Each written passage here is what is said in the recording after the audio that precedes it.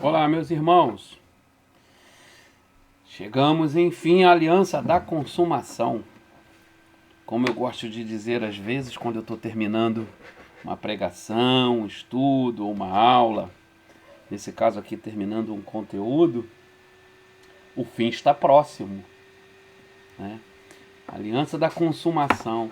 Percorremos aí ao longo desses 3 encontros, né, num ritmo bem acelerado, diga-se de passagem, atravessamos, né, do Éden até o reino davídico.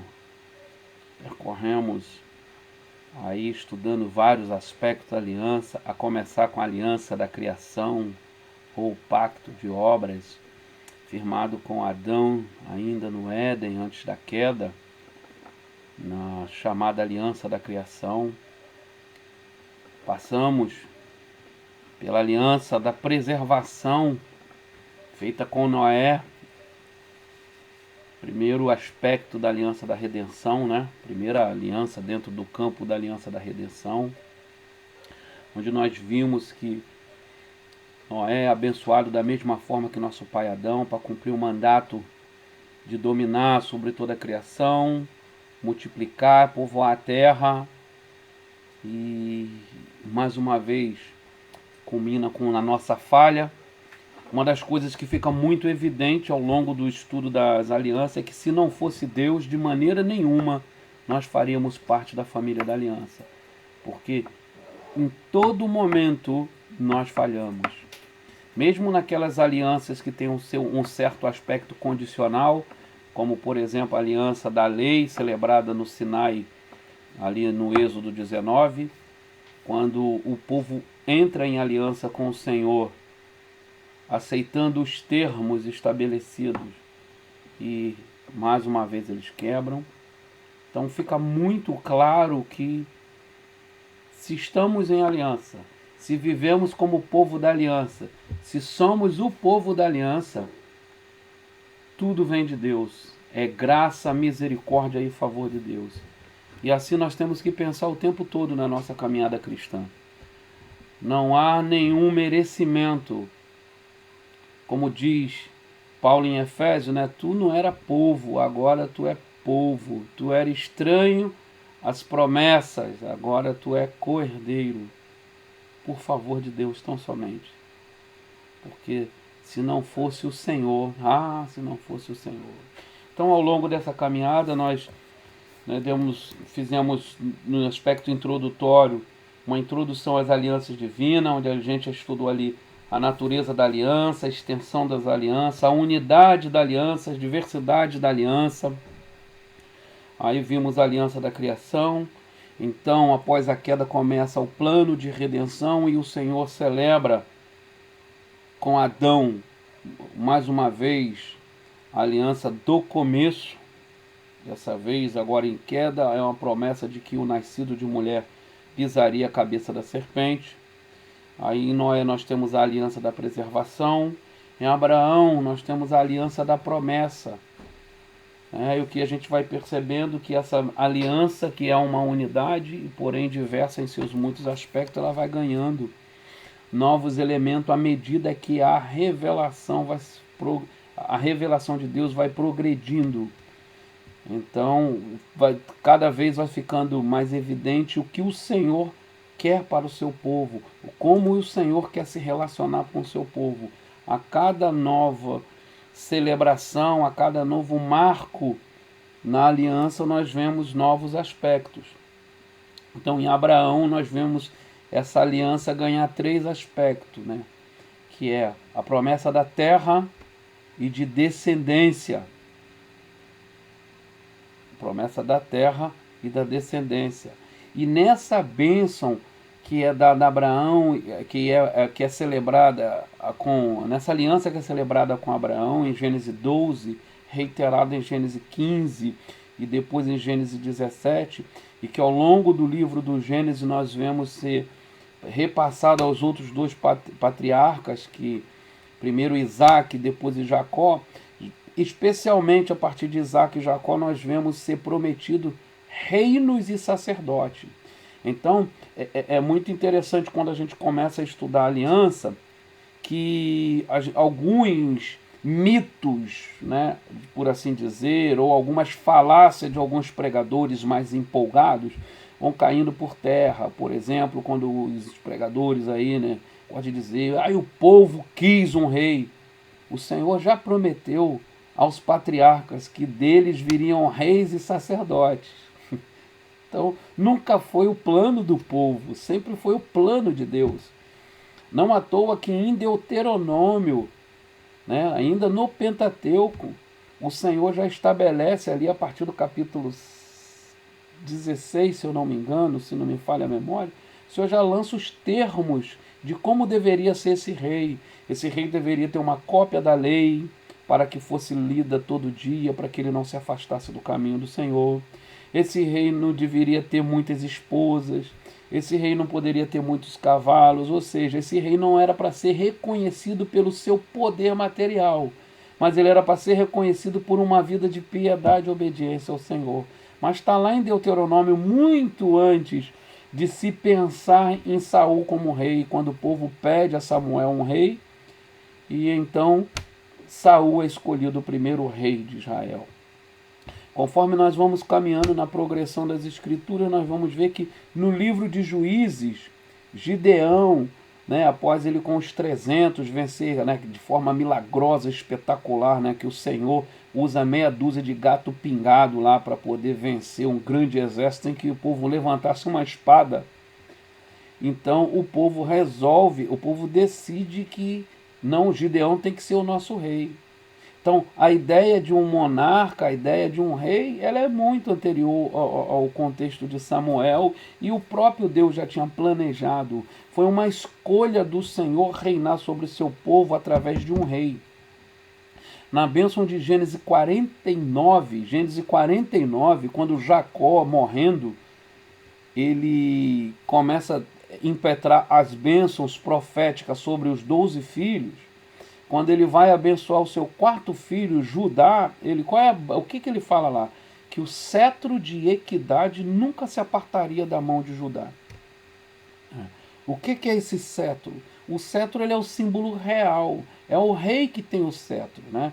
É como acontece lá no livro de Esther, que quando ela é alertada por Mardoqueu, aquela coisa toda, aquela história que todo mundo conhece, né? Vocês são um crente, né? Bom de Bíblia, vocês leem Bíblia, então não preciso ficar contando a história de Esther. Mas quando ela teme em se apresentar diante do rei, ela se apresenta diante do rei, o rei faz o que? Ele estende o cetro em direção a ela. Então o cetro é o símbolo de autoridade do rei. E quando Jacó abençoa Judá, ele fala o cetro de equidade, ou seja, o cetro de justiça, jamais se apartará da sua mão. É uma bênção profética, porque o que nós vamos verificar na progressividade da revelação do texto bíblico, que o rei segundo o coração de Deus, Davi, é da onde? Da tribo de Judá. E da onde que vem o Rei dos Reis, Senhor dos Senhores, nosso Cristo, o nosso Jesus, aquele que reina eternamente ao lado do Pai, que o cetro de equidade está na sua mão? Tribo de Judá. Nascido de Davi segundo a carne, Pedro fala lá em Atos. Filho de Davi segundo a carne, vindo da linhagem de Judá. Então, é do plano do Senhor governar, reinar sobre seu povo através de um rei. O que acontece em Samuel é que o povo, ao pedir um rei, como nós já falamos aqui na nossa última aula, que foi falando exatamente sobre a aliança davídica, o problema não estava no povo querer o rei. O problema estava em o povo querer um rei, talvez num momento inoportuno, porque não dá para a gente cravar isso, que era inoportuno. A Bíblia não nos dá argumentos suficientes para que venhamos a cravar isso, né? Qualquer um que fale isso fala por inferência, não por evidência bíblica. Mas uma coisa é evidente: quando o povo fala a Samuel, eles falam o quê? Queremos um rei como das outras nações. Aí é que está a questão. Um rei segundo, um rei no padrão das outras nações. O rei que o Senhor intenciona colocar sobre o seu povo é um rei não segundo as outras nações. É um rei segundo o padrão de Deus. É um rei segundo a palavra de Deus. É o rei que ele já tinha colocado lá atrás, e todo o povo que era conhecedor da Torá sabia, era um rei que deveria ter uma cópia da lei para poder ler todos os dias, para que ele não se afastasse do caminho do Senhor, nem para a direita nem para a esquerda. Então, o Senhor permite, concede ao povo o desejo do seu coração. A semelhança do que o Senhor faz em Romanos. Já percebeu que em Romanos não é isso que o Senhor faz? O que diz o texto de Romanos? Que o Senhor, a ira de Deus é manifesta nos céus e ele deixa os homens a sua própria sorte, sendo guiado por seu coração, pelos seus desejos. E nisso perverte a verdade pela mentira, né? Ele se perverte a sua sexualidade, homem se volta para homem, mulher se volta para mulher, vira aquela maluquice, vira a Sodoma, né? Que é o grande símbolo da perversão, vira uma Sodoma. O Senhor só faz isso, concede a eles a liberdade, segundo o coração deles. E o que o Senhor faz além de Samuel, quando dá Saul como rei? O povo fala, vocês querem um rei segundo os padrões do mundo. Então eles têm esse rei. Porque alguns vão dizer que Saul foi um rei escolhido pelo povo, colocado no trono pelo povo. Isso não é o que a Bíblia mostra. O que a Bíblia mostra é que, de maneira miraculosa, cercada de sinais sobrenaturais, Saul foi conduzido ao trono. Pelo contrário, com muito mais sinais impressionantes do que Davi. Veja só a história de Saul. Saul perde as ovelhas, as mulas do pai. Sai ele e um dos servos da família, vai procurar mula, a jumenta. Procurando a jumenta, em dado momento, o servo fala, olha só, tem um profeta que, ó, a gente vai lá nele que ele vai dizer aonde está a jumenta. E Saul fala, eu não tenho dinheiro, mas o servo fala, não, eu tenho uma pratinha aqui, e eles vão lá. Quando eles chegam lá, Samuel já tinha recebido da parte de Deus a incumbência de ungir Saul rei. E Samuel vai e fala, rapaz, por que você está preocupado? Por que você está preocupado com a jumenta se o Senhor lhe desejou dar o reino de Israel? Olha só. Samuel fala que ao Senhor aprove dar o reino. Presta atenção. Como a nossa leitura bíblica, às vezes, ela se perde e Saul, meio sem entender, acontece aquela coisa toda, depois ele volta, aí Saul é tomado pelo Espírito, profetiza, dança, entra em transe, e uma série de coisas. Quando Saul está diante do povo, escondido lá por trás das malas, por trás das coisas, sinais miraculosos aparecem, né? Estrondo para. Então é autenticado, né, digamos assim, o chamado de, né, a condução de Saul ao trono de Israel é autenticada, cercada por sinais. Muito diferente de Davi. Davi é ungido rei na primeira fase sobre algumas tribos escondidas. Depois o povo vai até, segundo Samuel 7, diz que o povo vai até Hebron, e aí sim é confirmado ali o reino de Davi sobre todo Israel. Mas não é cercado de sinais e maravilhas. O que é cercado que evidencia o cuidado de Deus sobre a vida de Davi são as suas campanhas de batalha, as quais ele vence e torna o seu nome grande. O Senhor torna o nome de Davi grande muito antes de conduzi-lo efetivamente ao trono, ainda que ele já tivesse sido ungido rei sobre Israel há muito tempo. Então, a gente precisa ter um cuidado com a nossa leitura bíblica e a gente precisa parar de repetir o que alguns pregadores vão repetindo sem verificar se a Bíblia diz assim. Porque nós sabemos que a nossa fé, a igreja brasileira, ela é feita de pregadores de frases de efeito, né? O povo gosta disso, o povo gosta de se emocionar, né? Quer nem saber se é isso que está na Bíblia. É uma frase que soou bem ao ouvido, o povo está embarcando. Mas nós não podemos ser assim. Nós não podemos. E vocês, nós, como estudantes da Bíblia, estudantes de teologia, nós precisamos aproveitar essas oportunidades para estar falando ao povo disso. Eventualmente, quando eu estou pregando ou conduzindo algum estudo, né, eu sempre falo isso, não. Eu sempre busco consertar ou tirar, né, do imaginário do popular algumas falácias. Por exemplo, né, você sempre ouviu dizer que isso aqui está falando do diabo. Não, rapaz, aqui, por exemplo, João 10, né, o diabo veio para matar, roubar e destruir. Não, não é o diabo. O texto fala, né, que o ladrão, se referindo a falsos pastores, não está falando do diabo. Ainda que a gente possa entender que esses falsos pastores são emissários, representantes do cão. Mas o texto não está falando isso. O texto está falando de falsos pastores. Então, sempre que a gente tem oportunidade, tiver oportunidade, reconduz, traz o povo para um entendimento, fala, dá uma lida lá no texto, vamos ler o texto, o que está dizendo. Então, nós fomos chamados para isso.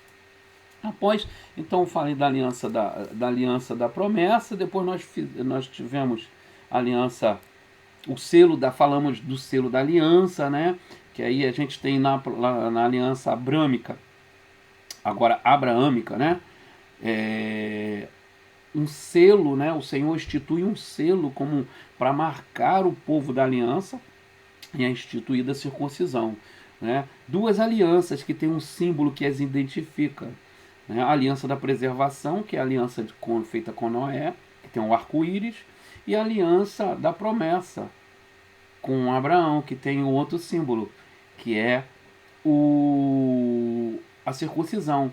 A aliança sinaítica, ou aliança da lei, ou aliança mosaica, ela também tem um símbolo. Ela é simbolizada pela entrega, né? O que simboliza ela é a entrega da lei do Senhor. A lei do Senhor. Há todo uma cerimônia, há todo um rito, né? Uns trâmites, por assim dizer, para a entrega dessa lei. Então, depois da aliança da lei, aí tem a aliança do reino. No caminho, nós não falamos muito, porque, como eu disse na nossa aula de apresentação, o seminário Betel, ele segue o padrão aliancista ou pactual. Então, nosso viés de estudo da teologia bíblica, a gente nem trabalha tanto teologia bíblica do Antigo e do Novo, porque a gente trabalha a teologia pactual, né, ou aliancista, né, percorrendo as várias nuances das administrações da aliança, né? Então a gente não se deteve. Eu, né, busquei fazer com que vocês tivessem conhecimento, um melhor entendimento da comparação entre teologia da aliança e a visão dispensacionalista, através de vídeos complementares, de textos adicionais, para que vocês, né, tivessem esse conhecimento, né? Então, inclusive, nós vamos estar fazendo uma atividade de avaliação agora, que vai ser aplicada referente à Teologia Bíblica 2, que vai ser voltada nessa questão dispensacionalista, para que vocês, né, para que obriguem vocês a buscarem um pouco mais de entendimento desse conteúdo, dessa perspectiva dispensacionalista. A gente tem sempre o cuidado de estar falando, é uma perspectiva, né? Então, eu entendo que a perspectiva aliancista nos dá uma melhor compreensão da revelação progressiva, do cuidado de Deus, da forma com que Deus se revela com o seu povo, lida com o seu povo. Todavia, o dispensacionalismo clássico, histórico, ele é bíblico, né? Ele tem, é igual a questão, né, é igual a questão arminiano, calvinista, é a mesma questão aliancista dispensacionalismo clássico, amilenista, pré-milenista, pós-milenista, é uma questão de perspectiva, de compreensão, que não é motivo de separação, né? Haja vista, por exemplo, né, eu sou aliancista, né, sou aliancista, tenho como tradição teológica a teologia reformada, sirvo ao Senhor numa igreja local que é dispensacionalista e a sua teologia eu me refiro às vezes à teologia batista como um híbrido, porque ela tem elementos do calvinismo, ela tem elementos do arminianismo e tem elementos muito particulares. Então eu falo que é um híbrido. E o batista pode falar a teologia batista, né? Batista tem muito disso. Então, sempre que a gente estiver pensando nisso, não são inimigos da fé os dispensacionalistas. Não são inimigos da fé aquele que se diz amilenista, ou pós-milenista, ou pré-milenista. Não são inimigos da fé calvinista ou arminiano. Não, não. Né? Passamos dessa fase de levar à fogueira aqueles que pensam diferente. Né? Ainda que nós tenhamos criado em alguns contextos um outro tipo de fogueira, né? Que não estamos queimando mais em praça pública, mas a forma com que nos digladiamos às vezes nas mídias, nas redes sociais, totalmente anticristã. Mas voltando, então aí a gente teve esse percurso, esse breve percurso no dispensacionalismo, através de palestras, através de materiais complementares. E passamos à aliança davídica, que, como nós bem dissemos, a aliança davídica é aquela que mais se aproxima, que traz vislumbres